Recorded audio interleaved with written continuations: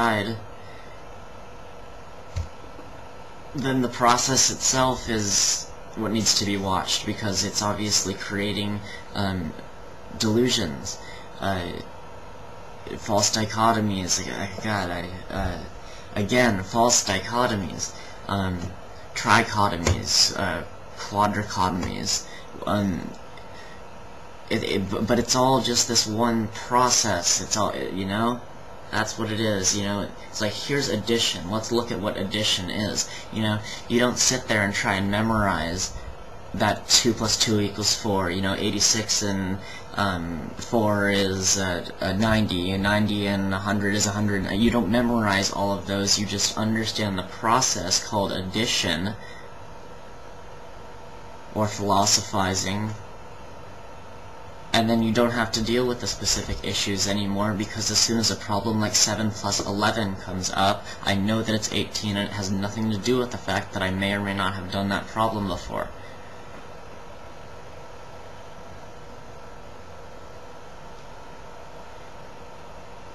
However, it was a long time before I stopped writing such verbose, ridiculously wordy papers. And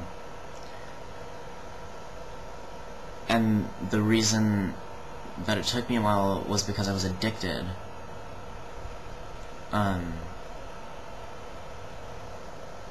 got a release in my brain of dopamine, maybe an ego boost, feeling, just amazed at how eloquently I could argue my point, whichever one it was I arbitrarily chose, and just basking in the reactions I would get. People thinking, oh, well, that's the right one, and that one's in my mind, that one's me, and so then I'm the right one, and I'm identifying with this, and my identity's built up, and it's addictive because it's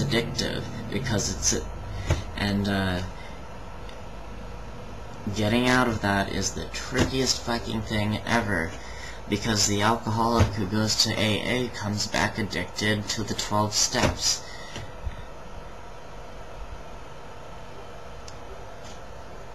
The philosophizer who realizes his addiction to philosophy ends up addicted to meditation. However, that particular transition involves something interesting happening, which is the recognition of the adoption of a model or a process in order to leave the last one behind. So while I'm adopting a new model, I'm not embracing it the way that I used to. What I'm constantly embracing is change.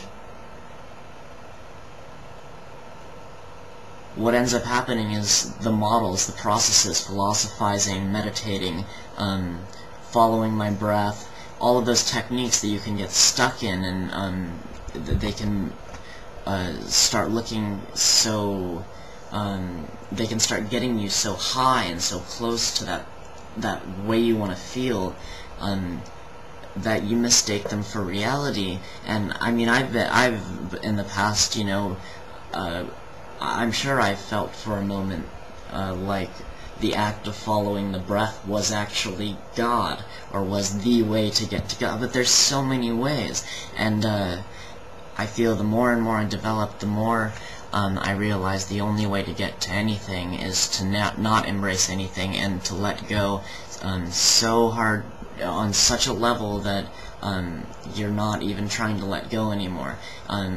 I'm talking about becoming change, identification with time, identification with death.